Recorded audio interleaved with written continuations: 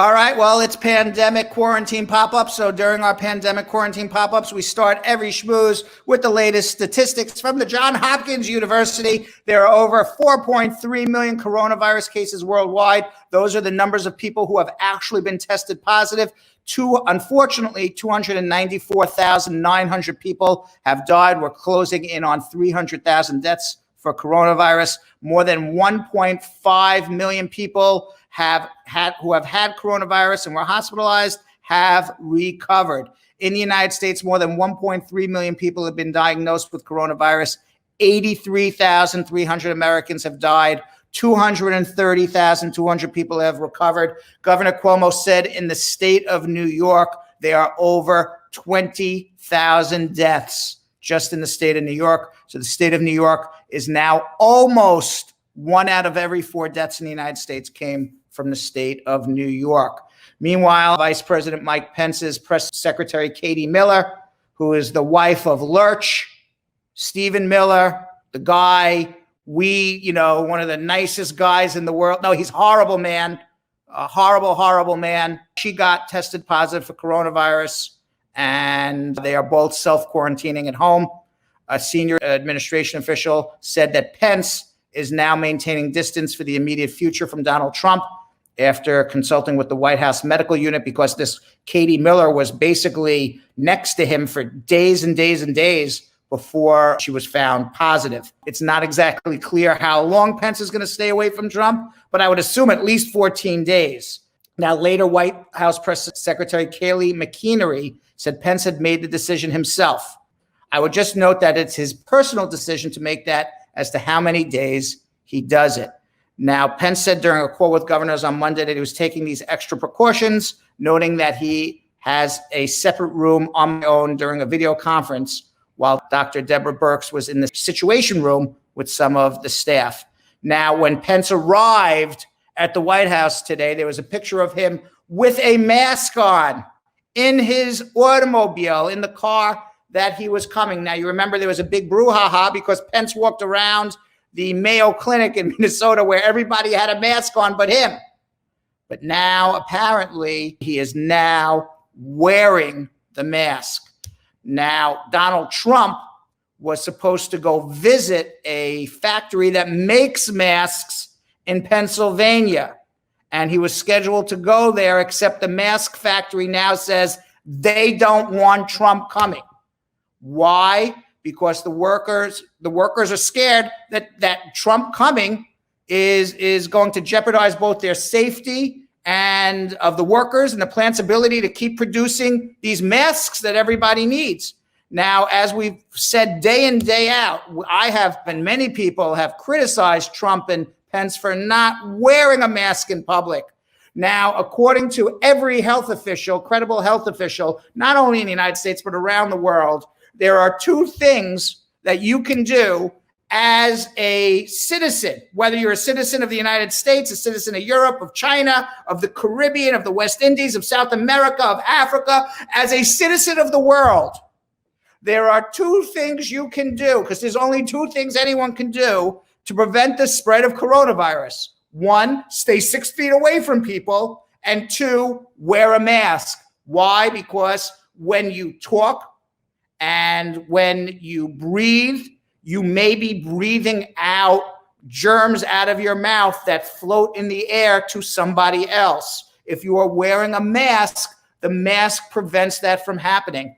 As a matter of fact, I just saw a doctor. I don't know how true this is, but I saw a doctor on CNN, and he said that he did a study that says that people who talk loud are more likely to spread germs than people who are whispering. Because as you talk louder, or you're in a room full of people and they're talking loud, as you are talking louder, you are more likely to spread germs because you have more saliva and there's a lot more things or stuff going on. I don't know what it was, but a lot more stuff going on in your mouth that makes you spew out more coronavirus. So, besides social distancing and wearing a mask, you now have to stay away from loud talkers. Loud talkers are more likely, according to this doctor, to give you coronavirus. So now Trump has now been disinvited.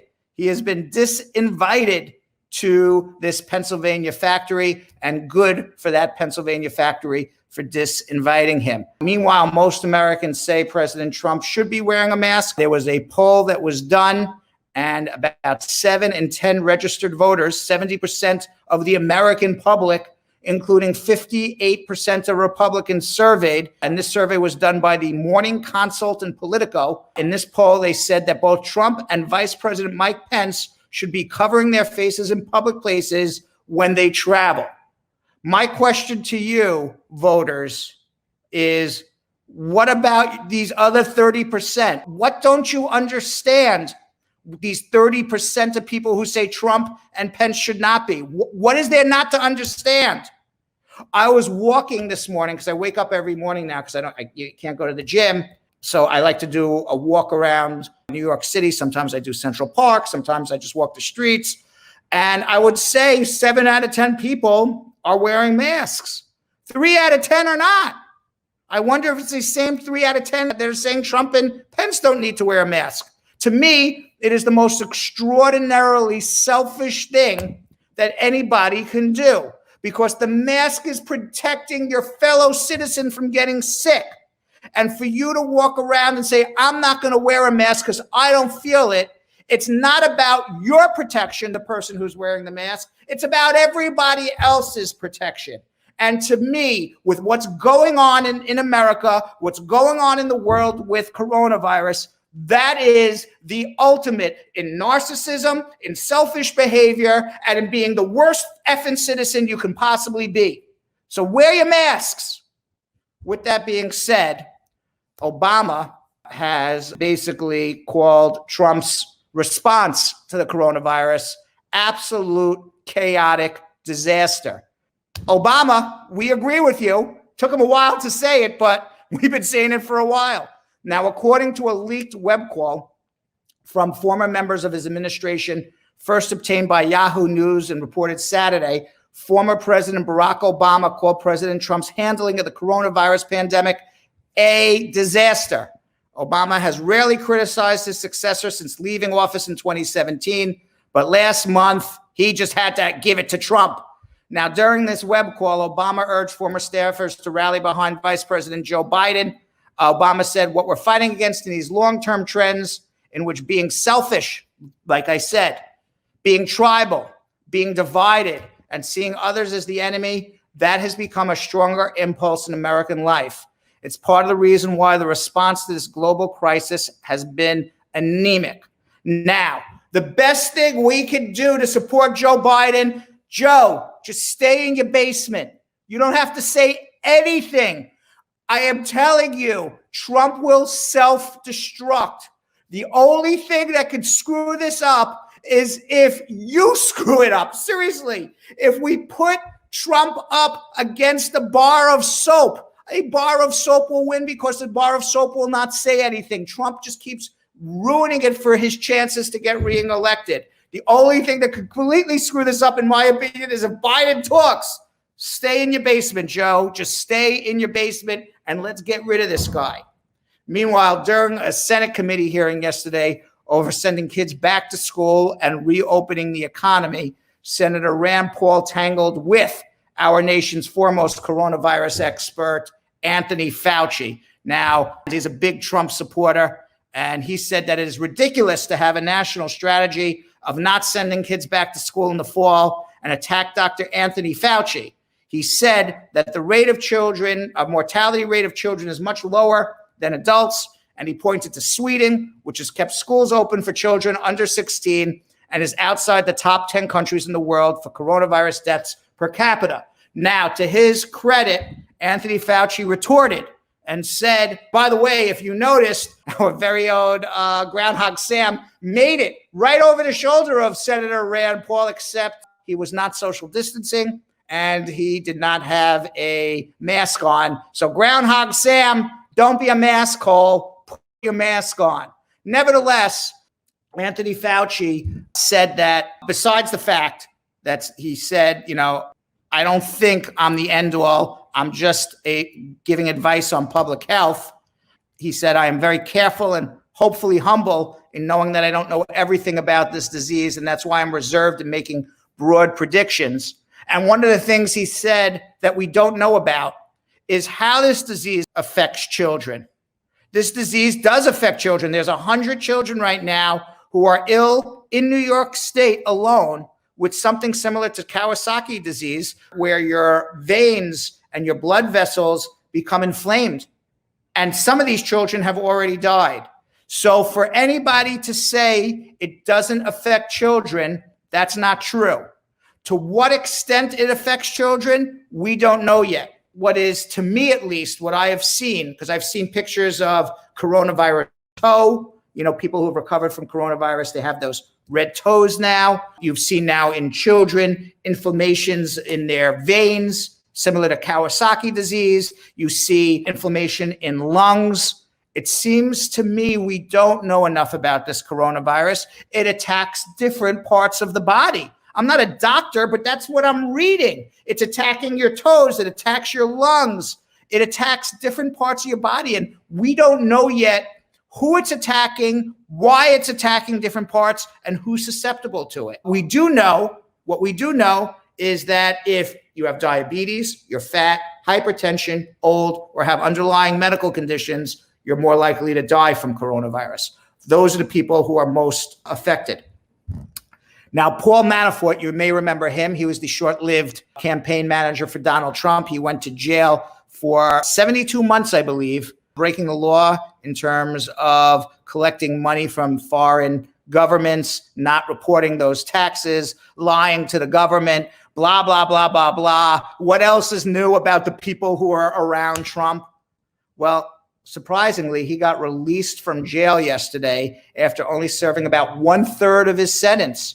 Now, the Bureau of Prisons said because he's 71 years old and because he does not have great health and has underlying health problems, they're releasing him to finish up his last 4 years in home confinement in his very cushy home, wherever his very cushy home may be. Now, what's very interesting about this is two things. Number one, Paul Manafort is staying at the Loretto prison, which is a low security prison. To this day, there has not been not one case of coronavirus at the Loretto prison. Now, I'll tell you three interesting things, actually. So why is he released from prison for concerns about coronavirus and him getting sick when that prison never had one case? There have been about 2,500 inmates have been released so far from confinement since Attorney General Barr's March 26 memo instructing the Bureau of Prisons to prioritize home confinement because of the pandemic. I have a question for Attorney General Barr, Porky General Barr, whatever his name is. I have a question for him because he has released 2,500 inmates. My question is, and I don't know if the government has released these numbers, but I'm going to be looking for them. What is the race of the people, of the 2,500 people who have been released from prison? We know that a majority of prisoners in the United States of America are minorities and people of color. Therefore, a majority of people, if we are doing this fairly, who are being released should also be minorities and people of color. Are those 2,500 inmates following the percentage of population of people who are being released? I would say, if I had to take a guess, I would say no, it's not, but I don't know for sure. I don't have any evidence. I just know that Paul Manafort, who used to be Donald Trump's campaign advisor, who basically did not rat out Donald Trump, all of a sudden miraculously gets out of jail because of coronavirus, yet there's no coronavirus in that jail. Surprisingly, Michael Cohen, who did rat out Donald Trump, that Michael Cohen, famous for being Donald Trump's lawyer, he ratted that guy out. And he said Donald Trump had sex with Stormy Daniels. Stormy Daniels was going to come out and say that she had sex with him and that he had a small pecker. She did say that. And it was like a stub, I think she said. And that he was concerned that it would affect his election campaign. Michael Cohen said Donald Trump gave him $200,000 to put in Michael Cohen's account to pay Stormy Daniels. Just shut the hell up. He's in jail still. Not only is he in jail, he's in solitary confinement. He was supposed to get out because in that particular jail where he is, there is coronavirus. And we were told that he was getting out on May 1st, but he's still not out yet. So we don't know. We don't know what's going to happen with all of this. Now, as of today, in the federal detention system, there have been 2,818 inmates, 262 staff members infected with coronavirus. 50 inmates have died, so it is going around.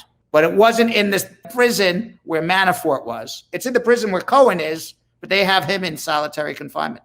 Meanwhile, Los Angeles, if you live in LA, you're still going to be in quarantine through July.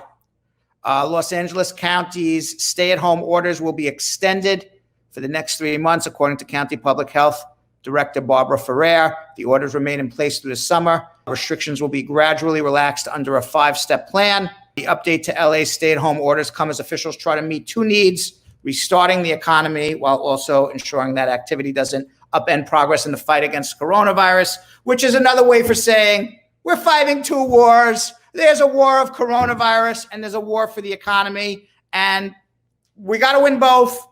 And some people just want to win one war, the economy. Other people just want to win the other war, the health war. We got to be able to win both. This was pretty scary for me in New York. We were 15 minutes away from dying from a Chinese rocket that plunged back to Earth.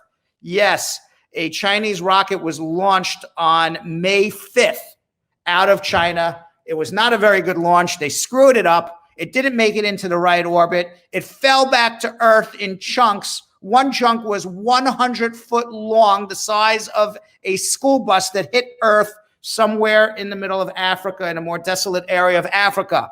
Now, some scientists did some calculations, and they said, based on all of these calculations, had the Chinese rocket been launched exactly 15 minutes later, that 100-foot long size bus that fell out of the sky would have landed right in the middle of Manhattan. Can you imagine that? If that rocket was launched 15 minutes later, imagine a thing the size of a bus falling from space. It would have killed 100,000 people. God knows how many buildings would have collapsed. 15 minutes was the difference between me and many people in Manhattan living and dying. It's scary.